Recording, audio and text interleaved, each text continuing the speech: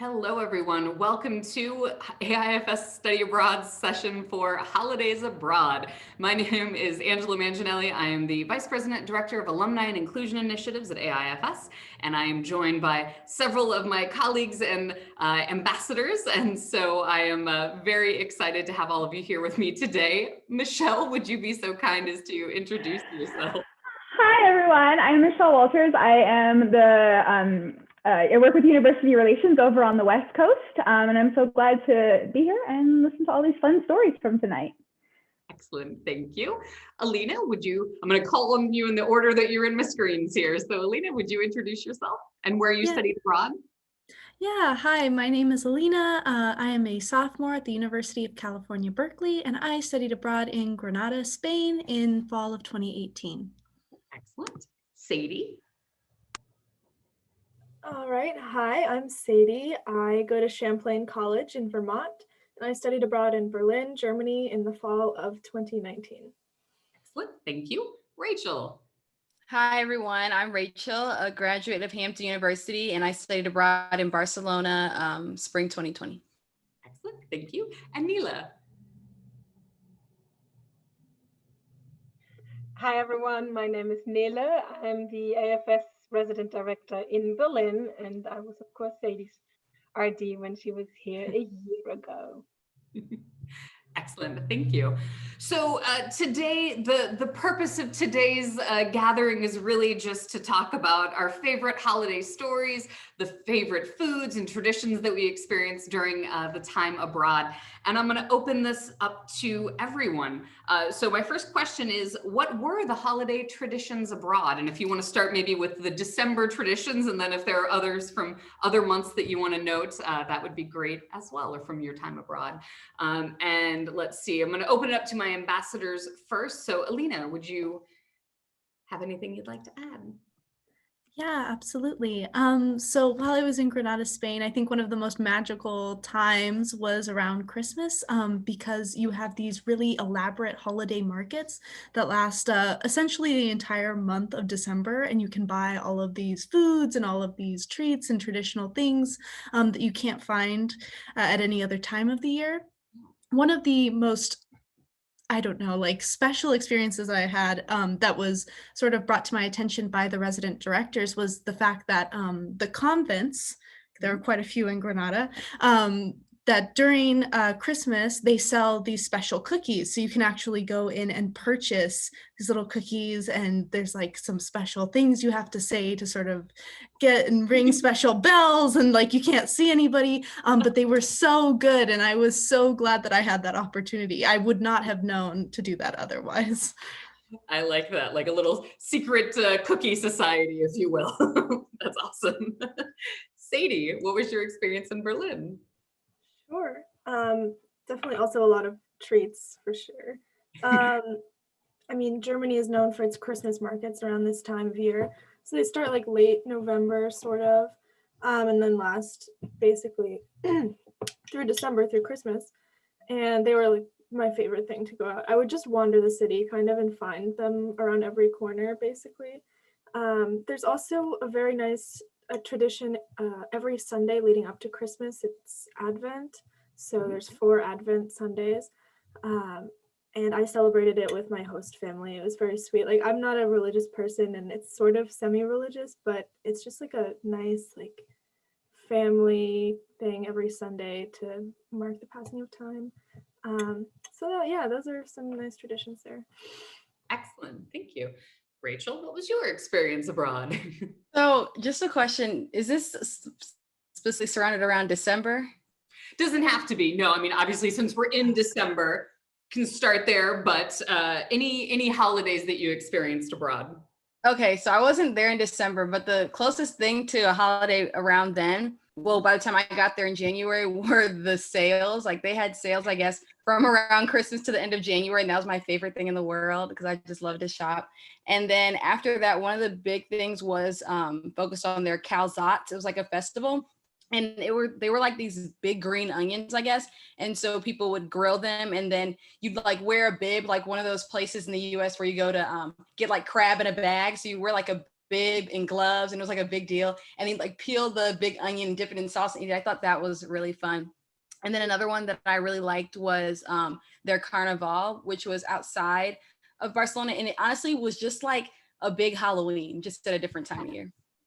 I love that. I've never heard of the sort of onion celebrate. That's news to me. Who knew? To my colleagues, do you have any holiday experiences that you would like to share?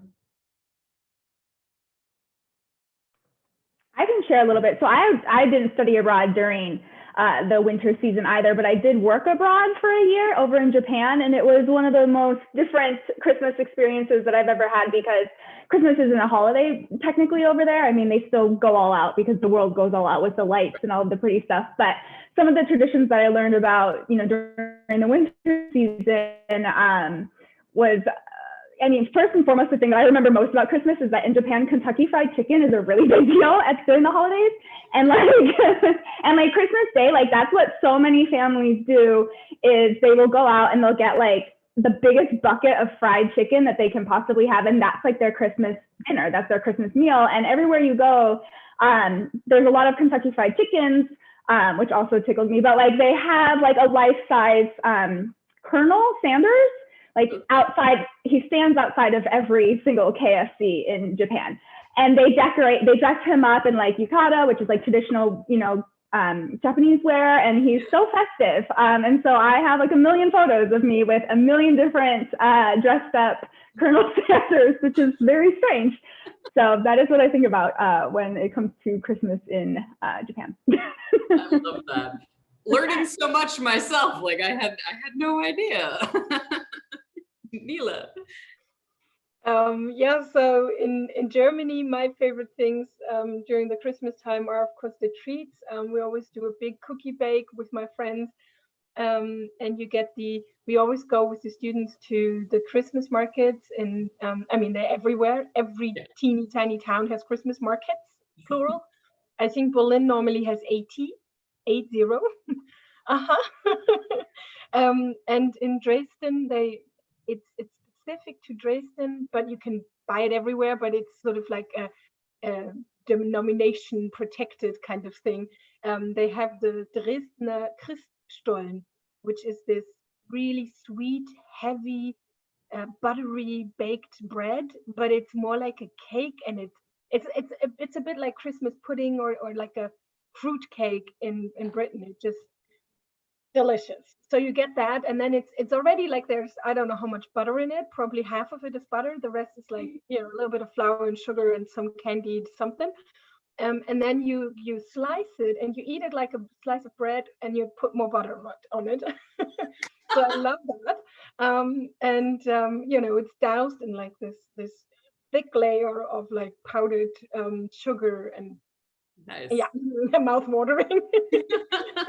And it's really delicious, and it usually is from Dresden. And then one of my favorite things to get here in Berlin is raclette cheese. So you get like this melted cheese that they slide onto bread, or some potatoes or something, and it's just delicious. So that's the hearty stuff that's not sweet. All of my favorite things, cheese and sweets, you can't go wrong. I had the opportunity, I did a program in London as an undergrad, and then I got to go back as the graduate assistant for the same program several years later.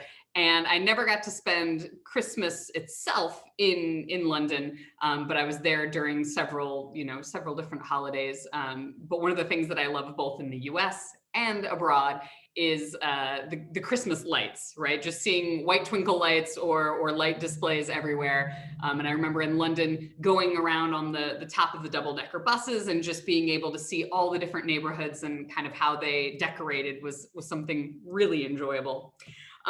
So now that all of you are back, or at least all of you that studied abroad are back here, what traditions from your time abroad have you brought back with you to the US? Or have you brought any back? And this is open to, I'll just leave it open to anyone. I don't know if everyone's gonna have an answer to this one. So Rachel, go ahead. So when I was like in preparation to come back, when I was there, one of my favorite things to do was go to cooking classes, and then going to cooking classes and also going out to eat, because it felt like, it was just so much fun, like sharing every meal with everyone, and like just everything was very like inclusive of the whole group. So that's something that I wanted to bring back. One was trying new recipes at home. So I did do that, but to make meals more inclusive, that's something I still want to do. Like when I get my own place and I can host dinner parties and things like that. I love that. I love that. That's a good thing to bring back. Yeah. Food is always an entryway, especially for those that maybe haven't been abroad. It makes the experience, I think, very accessible, right? We all eat. We know what that looks like. So I support that. Thank you. I guess sort of in a similar vein to the cooking, when we were in Berlin, Nele and Flora organized a cookie baking thing for us, and they showed us how to bake various German and Hungarian, because the assistant to Nele at the time was from Hungary, so we baked like Hungarian and German cookies and made hot chocolate and other beverages, and I think I'm going to take it back to this year and do the same thing. So when finals are over, I might make myself some Glühwein and settle in for the winter.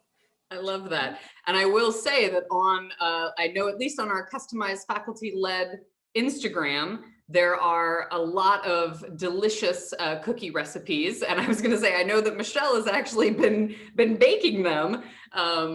Good on you. One of us has to. So I'm glad that you have been doing that. So if you are interested in baking, I would strongly encourage you to go check out the CFL Instagram, and you can get all the recipes. And I believe we're going to be putting it together as like a little booklet that will probably be posted on the website in the new year. So look for that as well. Opening up to the rest of you, any other traditions that you want to share that you've brought back to the US? I studied abroad in England when I was in high school during the winter term, the trimester. Yeah. And I actually still have, it's just like maybe this long, a little piece of tinsel that I have from that time. Now I was 16 at the time, I won't tell you the year. I was 16 at that time, and I still have it. And if I put out decoration, usually I'm away on the weekends and travel and all. And then I'm home at my parents for Christmas. So this year, with us being all at home, I put up more decorations, and then I put it on my little kind of tree-ish, and it's still there.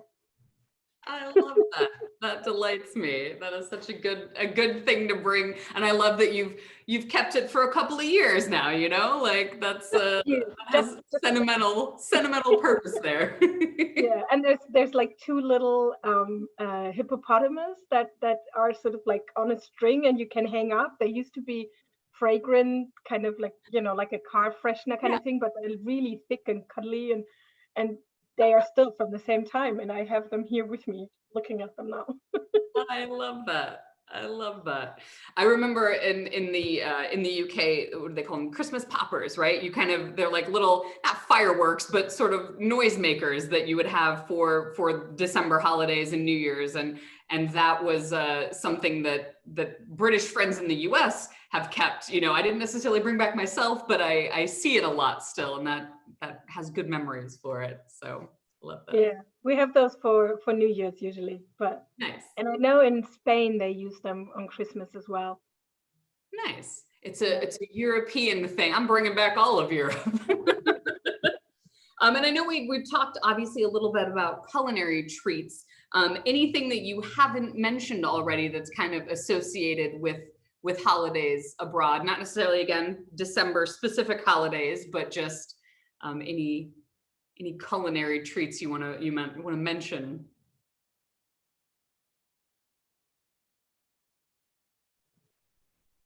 Well, in the springtime, so we also have this carnival kind of season as well, and they call it the 5th season, so it's a proper season, and we have specific kind of treats you get there. We were in Cologne last year for November 11.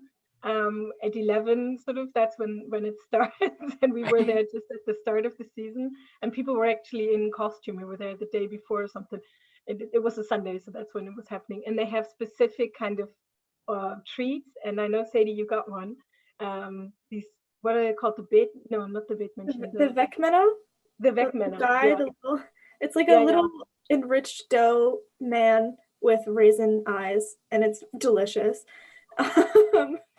And it came with a little like wafer that was up in the shape of a pipe, and they're in all the bakeries, and they sell out in like 2 seconds.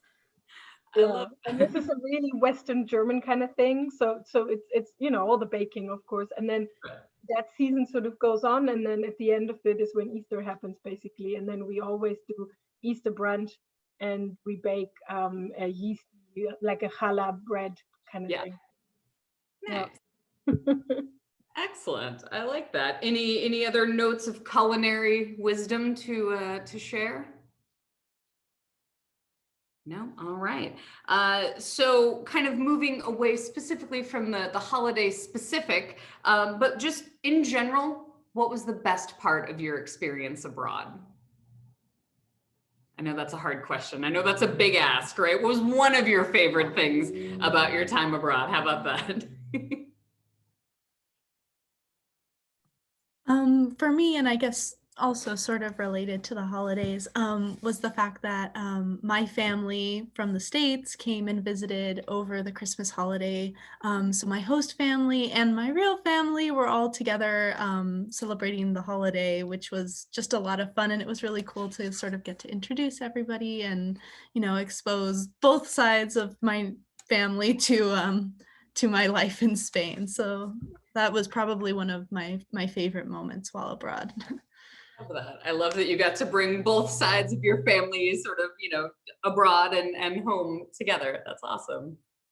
So for me, one of my favorite parts was just like the development of like a schedule being there, because I just felt like at that point I lived there, like I was a part of the community, because I feel like every time I've gone like on a vacation to a foreign country, I'm always intrigued by the people and how like where I'm popping into one moment of their life, they live out an entire life in this one space. So for me to develop that in a different place was just really like rewarding to me and fulfilling. So like from, I don't know, walking the same path to school every day and seeing the same people in the same coffee shops and going to the grocery store and making my meals, like everything, it just felt so good because I could like establish myself in a different space.